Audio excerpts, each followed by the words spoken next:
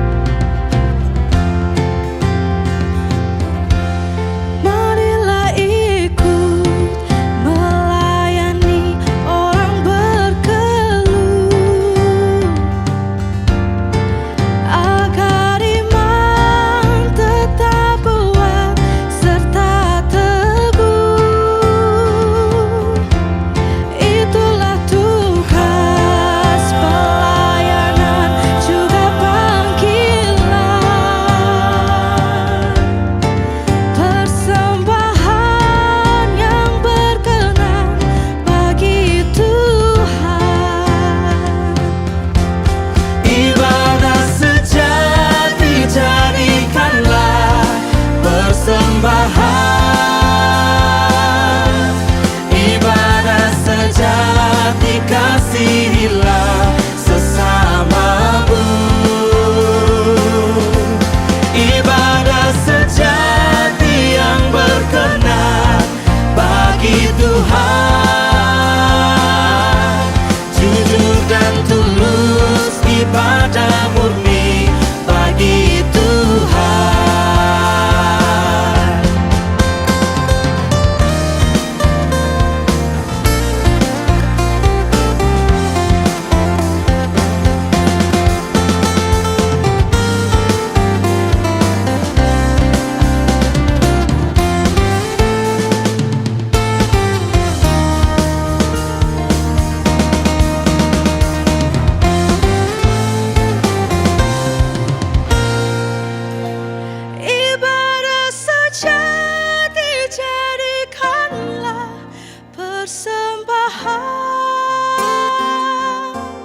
Ibadah sejati kasihilah sesamamu. Ibadah sejati yang berkenan bagi Tuhan, jujur dan tulus, ibadah murni bagi Tuhan.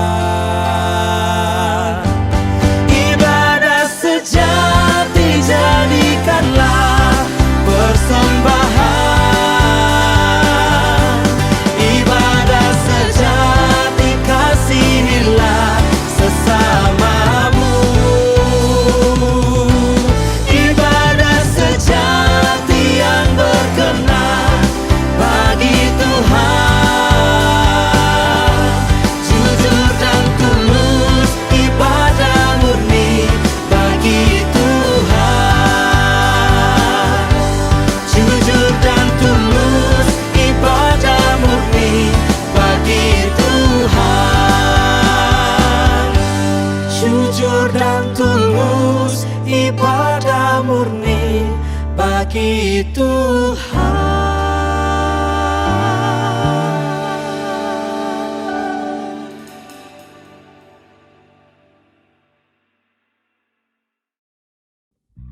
Saya Pendeta Miracle Limon, Ketua Majelis Sinode Gemit, mengucapkan selamat hari ulang tahun Gemit yang ke-72. Di momen yang bersejarah ini, kita bersyukur kepada Tuhan. Dia baik dan memimpin gerejanya. Kami juga berterima kasih untuk hadiah spesial yang dipersembahkan oleh orang-orang muda Gemit di Klasis Kota Kupang, Jemaat Talita Kumi Pasir Panjang, Ebenezer Oeba, dan sejumlah jemaat yang lain. Kesempatan ini memberi kita waktu untuk belajar bahwa gereja sedang menghadapi sebuah tantangan yang serius. Kita memasuki era revolusi industri 4.0 dengan tantangan dan peluangnya. Kami memberi apresiasi untuk upaya yang dilakukan oleh pemuda-pemuda Gemit dalam kerjasama dengan kelompok Ignite GKI, mencari cara agar pemuda gereja makin terlibat dalam pelayanan gereja dan siap diutus ke tengah-tengah zaman yang sedang berubah ini. Kami berdoa Tuhan terus memberkati orang-orang muda Gemit. Tuhan memberkati pelayanan Ignite, menjadi berkat bagi GKI, tapi juga menjadi berkat bagi gereja-gereja lain di Indonesia. Selamat hari ulang tahun Gemit. Tuhan Yesus memberkati.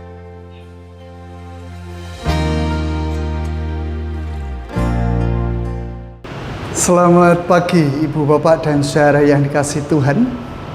Kembali kita berjumpa di persekutuan doa pada pagi hari ini.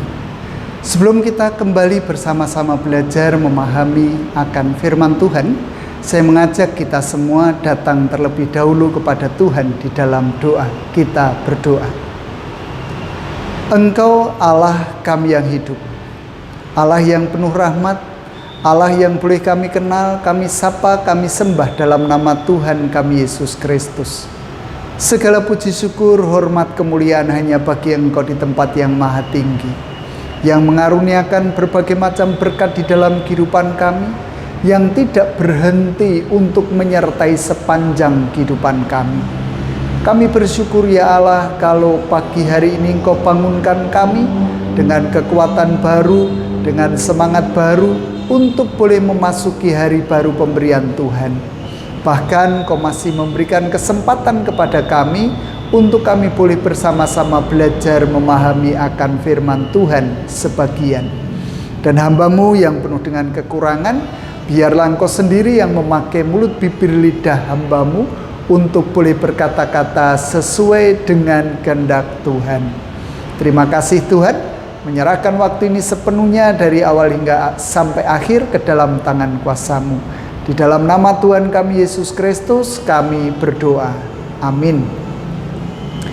Ibu bapak saudara yang dikasihi Tuhan, pagi hari ini kita hendak bersama-sama belajar dari Yosua. Kitab Yosua 24 ayatnya yang ke-14 dan 15. Yosua 24 ayatnya yang ke-14 dan 15 demikian. Oleh sebab itu, takutlah akan Tuhan dan beribadahlah kepadanya dengan tulus dan setia. Jauhkanlah Allah yang kepadanya nenek moyangmu telah beribadah di seberang sungai Efrat dan di Mesir, dan beribadahlah kepada Tuhan.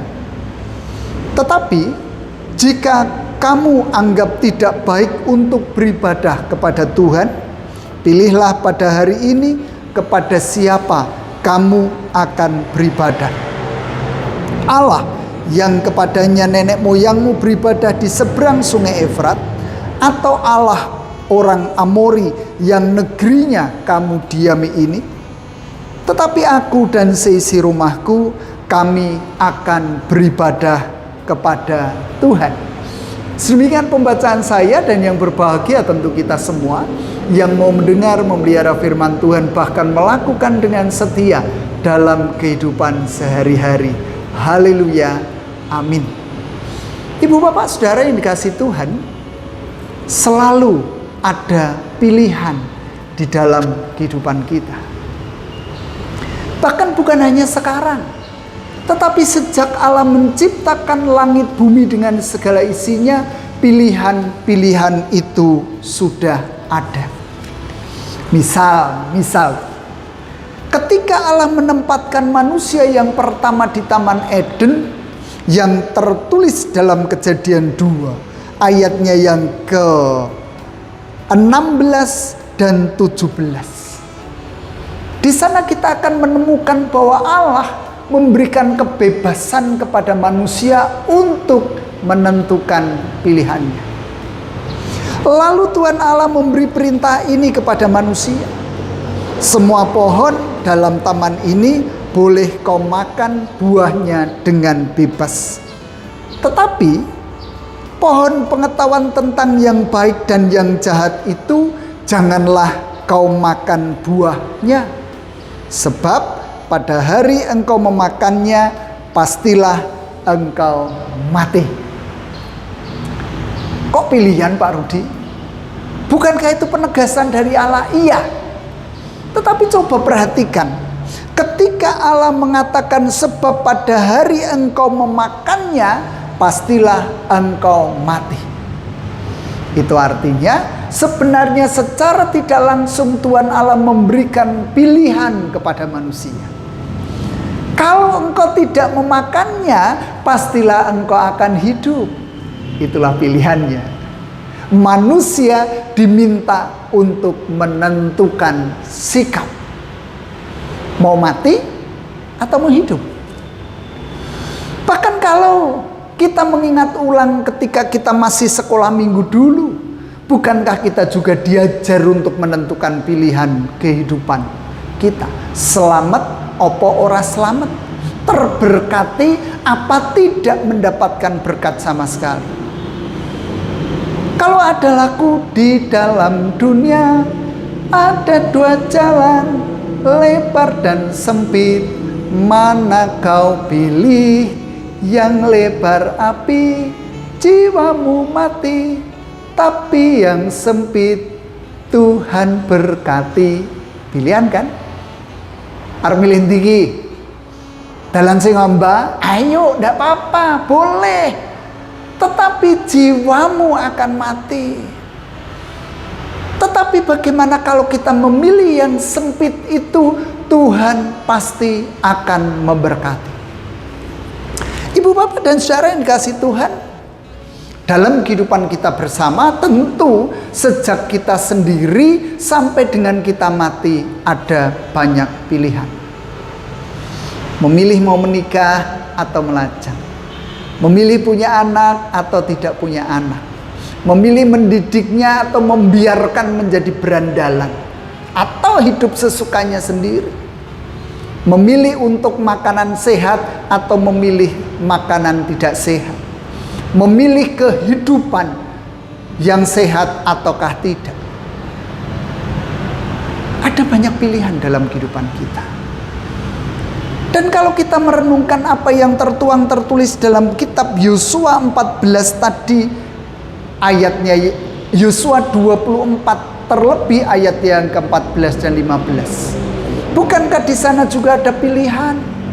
Bagaimana manusia diharapkan menentukan pilihan itu? Oke, kalau di ayat yang ke-14 memang ada ajakan, ada seruan, ayo kita beribadah kepada Tuhan, jangan kepada Allah lain. Tetapi bukankah di ayat yang ke-15 dikatakan dengan jelas, tetapi jika kamu anggap tidak baik untuk beribadah kepada Tuhan, pilihlah pada hari ini kepada siapa kamu akan beribadah. Jelaskan. Yosua seorang pemimpin yang gagah perkasa, tetapi dia juga pemimpin yang demokratis. Yosua tidak hendak memaksakan kehendaknya sendiri untuk menentukan sikap bagi kehidupan bangsa Israel. Yosua memberikan kebebasan sebagaimana Allah juga memberikan kebebasan dalam kehidupan manusia. Karena bagaimanapun juga Yosua menyadari betul bahwa manusia diciptakan dengan akal budi oleh Allah. Itu artinya sebenarnya manusia memiliki sikap. Mau beribadah kepada siapa? Monggo. Tetapi Yosua juga tekankan, tetapi aku dan seisi rumahku kami akan beribadah kepada Tuhan. Jelas sikapnya. Kalau kamu mau beribadah sebagaimana kepada seperti Allah nenek moyang beribadah di Efrat, monggo ndak apa-apa. Atau kepada Allahnya orang Amori, ya ndak masalah. Tetapi jangan paksakan ketika kami Yosua bersama dengan keluarganya beribadah kepada Allah. Sikapnya jelas. Kamu mau beribadah kepada orang lain, monggo, ndak apa-apa. Tetapi ingatlah bahwa kehidupanmu tidak akan pernah tentram, tidak akan pernah nyaman, tidak pernah akan damai. Lah aku, kalau aku beribadah kepada Allah, yaitulah pilihanku, pilihan keluargaku. Karena aku tahu betul bagaimana Allah berkarya dalam kehidupanku, kehidupan keluargaku. Dan tentu juga mengingatkan bagaimana Allah berjuang bagi kehidupan bangsa Israel. Bukan hanya pada saat itu saja, tetapi tergambar bagaimana rancangan Allah yang besar itu terjadi dalam kehidupan bangsa Israel sejak mereka tinggal di Kanaan, tinggal di Bethlehem, lalu akhirnya mereka berpindah ke Mesir. Bagaimana pemeliharaan Allah di Mesir, bagaimana pemeliharaan Allah di padang gurun, dan sekarang hendak sampai ke Kanaan lagi. Yosua mengingat itu. Bagaimana Allah mengiring menyertai perjalanan kehidupan mereka, sehingga tidak salah ketika Yosua bersama dengan keluarganya beribadah kepada Tuhan. Karena penentu kehidupan adalah Tuhan sendiri. Ibu, bapak, dan saudara yang dikasihi Tuhan, dalam rangka penghayatan hidup keluarga yang baru berjalan beberapa saat ini, kita semua sebagai gereja kecil diingatkan tentang ini. Ada Allah-Allah di dalam kehidupan kita. Kedudukan bisa menjadi Allah kita. Pasangan hidup kita bisa menjadi Allah kita. Ekonomi bisa menjadi Allah kita. Makanan bisa menjadi Allah kita. Atau bahkan di zaman modern ini pun masih ada Allah-Allah lain yang menjadi sesembahan bagi kehidupan dunia ini. Apakah kita, saya dan saudara beserta dengan keluarga kita akan beribadah kepada Allah itu, ataukah kepada Allah kita yang hidup, yang menjelma menjadi manusia dalam diri Yesus Kristus, yang menyatu di dalam kehidupan kita melalui karya Roh Kudus itu, yang memampukan kita masih dapat berdiri tegak hingga sampai hari ini. Pilihan ada pada kita, mau diselamatkan ataukah tidak.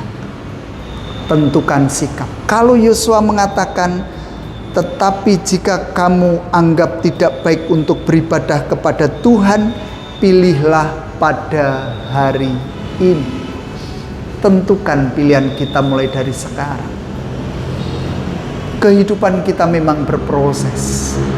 Oleh sebab itu ketika kita menentukan jalan hidup kita, menentukan pilihan kita, menentukan sikap kita untuk tunduk patuh kepada Tuhan di dalam Yesus Kristus, tentu kita juga berproses pula untuk melakukan setiap apa yang Yesus teladankan bagi kehidupan kita.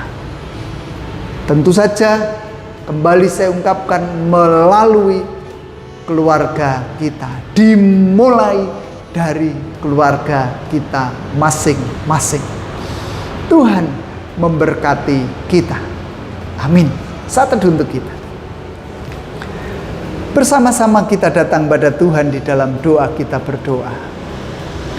Puji syukur senantiasa kami naikkan di hadapan-Mu ya Allah, yang telah mengaruniakan berbagai macam berkat bagi kehidupan kami. Kami bersyukur atas penyertaan Tuhan di sepanjang hidup kami. Kami bersyukur atas kekuatan baik fisik maupun batin untuk menghadapi setiap tantangan yang terjadi dalam kehidupan kami. Ada banyak godaan yang menimpa kehidupan kami, yang membawa kami ke arah yang negatif. Tetapi kami percaya bahwa Tuhan senantiasa menopang kehidupan kami. Tuhan memberikan jalan keluar yang terbaik atas kehidupan kami. Bahkan Tuhan memegang kendali bagi hidup kami. Oleh sebab itu, perkenankan melalui kebebasan kehidupan kami memilih beribadah kepada Tuhan. Karena Engkaulah sumber rahmat, Engkaulah sumber anugerah, Engkaulah sumber kehidupan bagi kami. Sehingga kami patut dan layak menjadikan Engkau kepala atas rumah tangga kami masing-masing. Sehingga setiap persoalan kehidupan kami tumpukan kepada Tuhan, kami pakukan kepada salib Kristus. Sehingga dengan demikian ada jalan keluar yang Engkau sediakan bagi setiap kami. Baik kami yang lemah, letih, lesu, dan berbeban berat. Baik kami yang sakit, baik kami yang merasakan kelemahan pada tubuh kami serahkan ke dalam tangan kuasa Tuhan. Kami juga menyerahkan anak-anak kekasih pemberian Tuhan, mulai mereka yang masih harus menyelesaikan studi mereka, mereka yang harus bekerja dan mencari tempat pekerjaan, mereka yang menanti-nantikan pasangan hidup baginya, dan juga Engkau pula yang akan membantu di dalam proses penantian buah kasih di dalam kehidupan mereka. Tuhan pasti hadir, Tuhan pasti menyertai, Tuhan pasti memberikan jalan keluar yang terbaik. Kehidupan gereja kami ada dalam genggaman tangan kuasa Tuhan, demikian pun dengan bangsa dan negara kami. Kami serahkan semuanya itu ke dalam tangan kuasa-Mu ya Tuhan. Bahkan di tengah-tengah perhimpunan kami, memohon berkat-Mu secara pribadi, biarlah Tuhan mendengar apa yang menjadi seruan pribadi kami masing-masing.